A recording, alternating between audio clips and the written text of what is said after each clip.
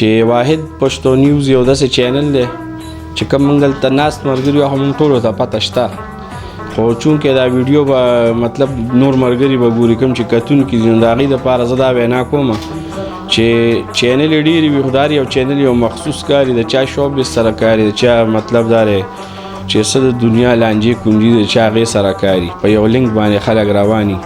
واحد پښتو نیوز یو داسې چینل دی چې د دې هر د شوبې سره تعلق شته، هغه که تاجر برادري ده، که د شوبز سرګرمیانې دي، که ځینې نور څه اکټیویټیز دي چې د هغې دپاره خلکو مخصوص چینل یې جوړې کړي دي. خو پښتو نیوز واحد یو داسې چینل دی او د دې ټول کریډټ چې کوم دی نو شازیب صاحب ته به ځکه ځي چې شازیب صاحب پخپله یو ډېر ښه انسان دی.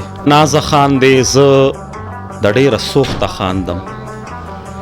ته د ډېره نازه خان دی، زه د ډېره سوخته خاندم. په خندا خو دواړه خاندو، خو خندا کې فرق دی. ته په باغ کې په جوټو یې، زه د فکر په ټال زانګم.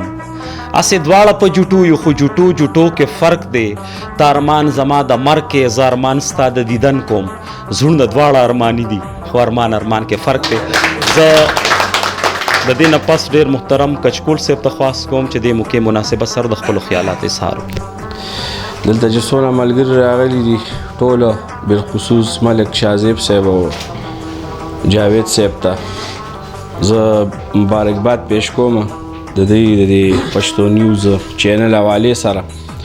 او ملګري څنګه خبره وکړه، دا خبره ما تیر پروګرام کې هم کړې وه چې واحد پښتو نیوز یو داسې چینل دی چې کوم موږ دلته ناست ملګري یو موږ ټولو ته پته شته، خو چونکې دا ویډیو به مطلب نور ملګري به ګوري کوم چې کتونکي دي، نو د هغې دپاره زه دا وینا کوم چې چینل یې ډېرې وي، خو دا یو چینل یو مخصوص کار دی، د چا شوبز سره کار دی، د چا مطلب دا دی چې څه د دنیا لانجې کونجي د چا هغې سره کاري، په یو لینک باندې خلک رواني.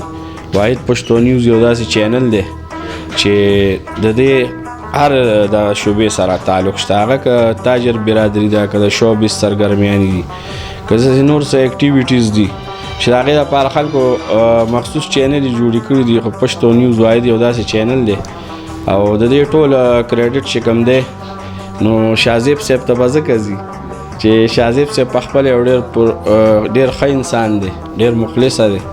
د هغې ژوندی ثبوت دا دی چې موږ نن دا د پېښور سره نه صرف د دوی دپاره دلته راځو، باقي مردان کې ډېر ښه خلک دي او ښه خلک داسې دي چې پکې هر قسم خلک شته. نو مطلب دا که شاعرۍ حوالې سره شعرونه چې سرجیک نوم وویلې په ما والا ډېر ښه ولګېده، قابلیت پکې ډېر دی. لکه مثال داسې د منجن ماما والا د هغه خپل اکټیویټیز دي. نو بهرحال د وینا مقصد مې دا دی چې جاوید صاحب او ملک شازیب ته زه یو ځل بیا مبارکباد کوم د پښتو نیوز د دې انیورسري حوالې سره، او تاسو ټول ملګري د خدای خوشحاله او آباد ساتي، او انشاءالله راځو به داسې به بیا سالګري جوړي ګپ شپ به لګو. ډېره مننه، تھینک یو سو